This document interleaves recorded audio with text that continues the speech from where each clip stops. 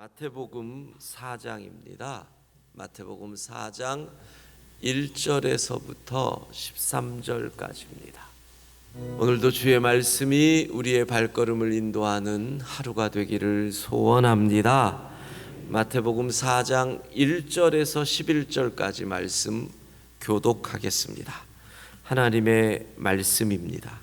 그때 예수께서 성령에게 이끌리어 마귀에게 시험을 받으러 광야로 가사 40일을 밤낮으로 금식하신 후에 줄이신지라. 시험하는 자가 예수께 나와서 이르되 내가 만일 하나님의 아들이거든 명하여 이 돌들로 떡덩이가 되게 하라. 예수께서 대답하여 이르시되 기록되었으되 사람이 떡으로만 살 것이 아니요 하나님의 입으로부터 나오는 모든 말씀으로 살 것이라 하였느니라 하시니, 이에 마귀가 예수를 거룩한 성으로 데려다가 성전 꼭대기에 세우고 이르되 내가 만일 하나님의 아들이거든 뛰어내리라. 기록되었으되 그가 너를 위하여 그의 사자들을 명하시리니 그들이 손으로 너를 받들어 발이 돌에 부딪히지 않게 하리로다 하였느니라. 예수께서 이르시되 또 기록되었으되 주 너의 하나님을 시험하지 말라 하였느니라 하시니, 마귀가 또 그를 데리고 지극히 높은 산으로 가서 천하 만국과 그 영광을 보여 이르되 만일 내게 엎드려 경배하면 이 모든 것을 내게 주리라. 이에 예수께서 말씀하시되 사탄아 물러가라. 기록되었으되 주 너희 하나님께 경배하고 다만 그를 섬기라 하였느니라. 함께 읽습니다. 이에 마귀는 예수를 떠나고 천사들이 나와서 수종드니라. 아멘. 예, 광야의 길을 걷는 우리, 오늘 마지막 날이니까 정리를 하십시다. 첫날 광야길에서 질문을 바꿔라. 하나님의 목적이 무엇입니까를 질문하라. 둘째 날 광야길은 영적 다이어트의 시간이다. 나를 낮추시고 굶주리게 하시고 시험하여 마음이 어떠한지 알도록 영적 다이어트의 기간이다. 그래서 이 광야길, 특별히 신명기 8장의 말씀을 따르면 40년을 걷는 거죠. 그러니까 그 말은 뼈에 새겨야 한다.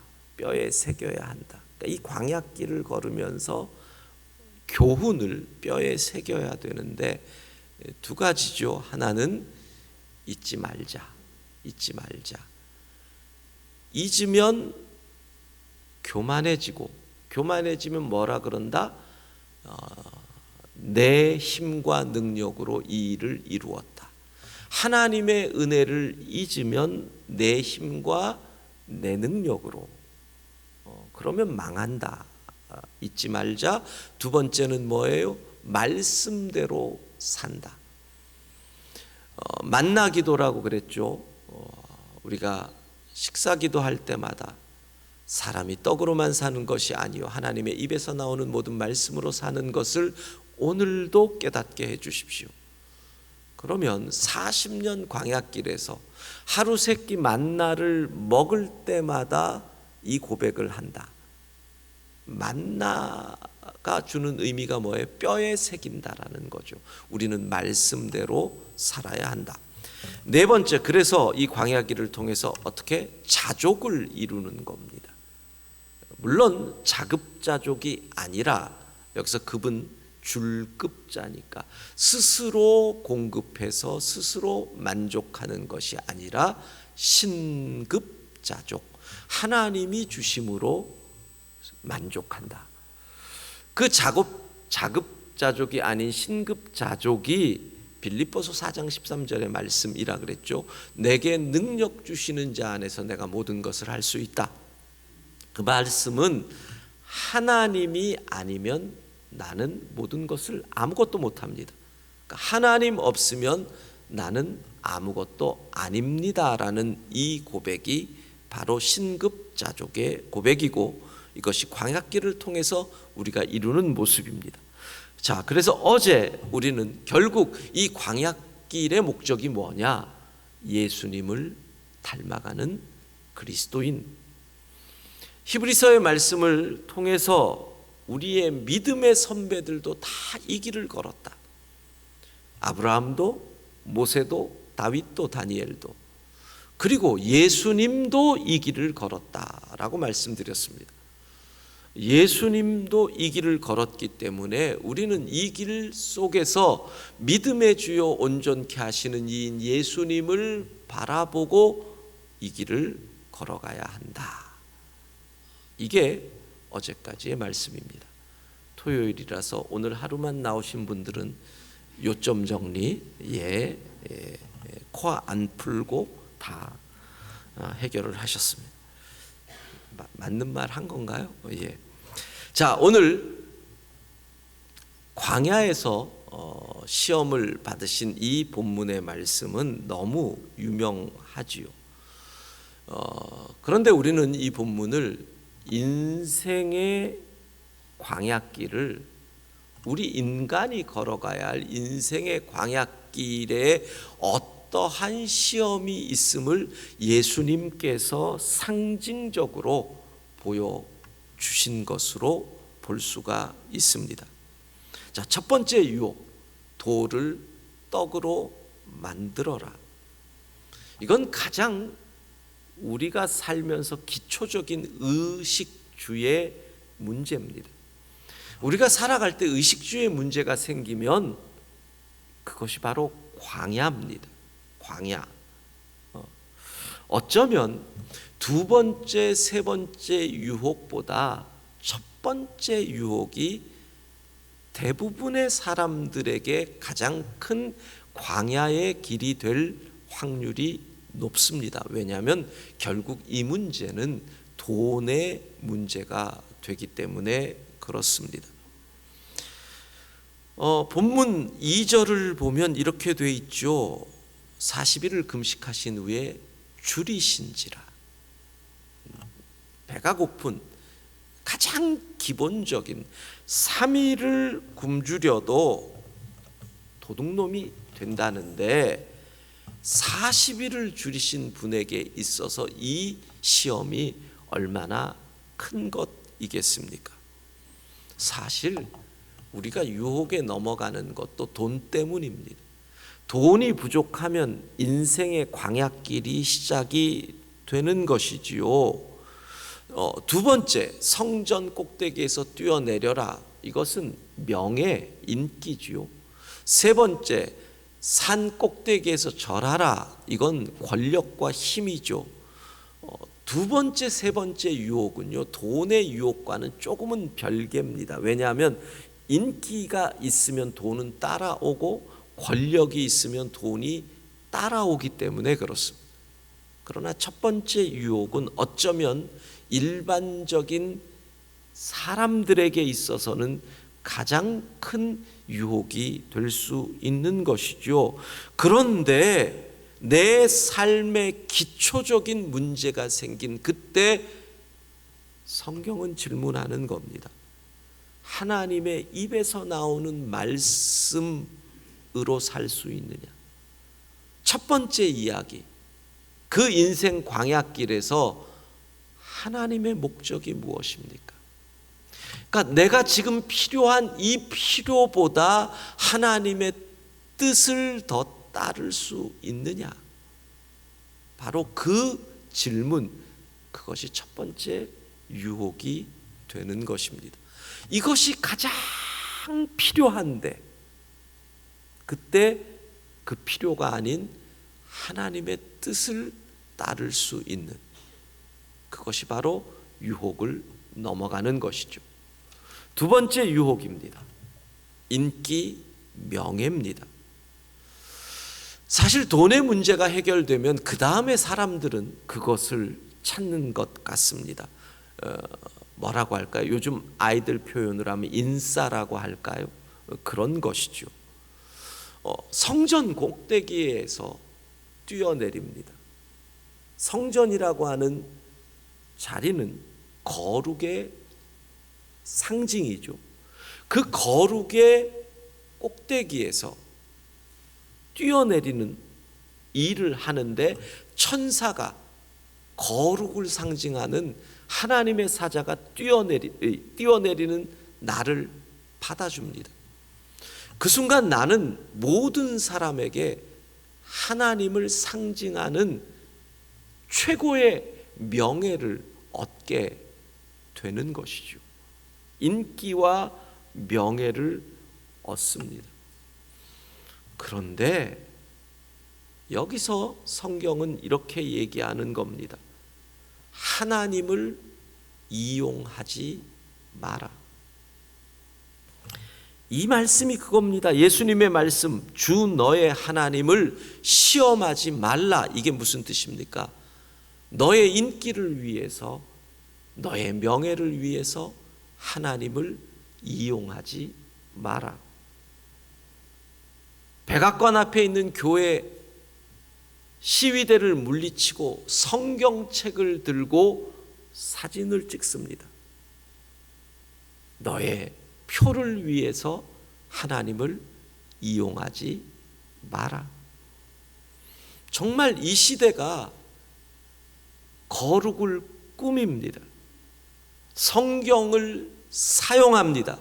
하나님의 뜻을 이용해서 인기와 명예를 누리는 시대가 되었습니다. 발달한 디지털 기술과 SNS라고 하는 인터넷의 도구를 가지고 인기와 명예를 하나님을 사용해서 얻는 사람이 점점 많아지는 이 시대에 성경은 이렇게 얘기합니다. 일생 살아가면서 명예를 얻기 위해 하나님을 이용하지 말라는 겁니다. 내가 살다 보니 원하지 않았는데 그 삶의 땀과 노력이 쌓여서 사람들이 인정을 해줍니다. 나도 모르는 명예를 얻습니다. 그러면 그것이 하나님께 영광이 됩니다. 그런데 명예를 위해 하나님을 이용하지 말라는 것이죠. 세 번째 유혹은 권력, 힘에 대한 유혹입니다. 여러분, 두 번째 유혹과 세 번째 유혹의 장소를 생각해 보셔야 합니다. 첫 번째 유혹은 의식주의 문제니까 그냥 있던 그곳, 삶의 자리, 광야. 두 번째 유혹은 성전 꼭대기. 인기와 명예는 사람이 봐야 되거든요. 많은 사람이 보는 곳. 권력은 지극히 높은 산 꼭대기, 아무도 없는 곳. 그래서 권력은 언제나 밀실에서 보이지 않는 곳에서 힘을 행사하는 겁니다. 거기서 이렇게 얘기합니다. 천하 만국과 그 영광을 보여주면서 모든 권력을 줄 테니까 아무도 안 보는 그곳에서 너의 경배의 대상을 바꿔라. 너의 경배의 대상을 바꿔라. 그러면 산다. 이것은 끊임없는 인류의 100년도 안 되는 그 전에 신사참배가 바로 그런 거 아닙니까? 너의 경배의 대상을 바꾸면 살 것이다. 그러면 권력을 주겠다. 여러분, 자, 목요일의 말씀을 생각해 보세요. 빌립보서 4장 13절, 내게 능력 주시는 자 안에서 내가 모든 것을 할 수 있습니다. 이게 권력이죠. 그러나 이것은 거룩한 힘입니다. 왜? 하나님 안에서니까. 사단은 뭐라 그럽니까? 모든 나라와 그의 영광, 모든 것을 할 수 있게 해줄게, 이렇게 얘기하는 겁니다. 내게 경배하며. 그러니까 빌립보서 4장 13절을 어떻게 해석하느냐에 따라서 우리는 엄청난 위기냐 기회냐가 되는 겁니다. 사단에게 경배하면 사단은 이렇게 얘기하죠. 천하 만국과 그의 영광을 주겠다. 하나님은 하나님 안에서 모든 것을 할 수 있을 것이다 라고 이야기하는 것입니다. 무엇을 선택하시겠습니까? 하나님 외에는 우리가 예배할 분이 없는 줄로 믿습니다. 예, 인기와 명예, 의식주, 권력, 우리가 인생의 길을 걸어갈 때 이것들이 다가오면서 우리는 광야를 맞이하게 됩니다. 이 광야길 주님은 어떻게 이깁니까? 하나님의 말씀으로. 사람이 떡으로 사는 것이 아니다. 하나님의 입에서 나오는 모든 말씀으로 이 광야길 승리할 수 있기를 바랍니다.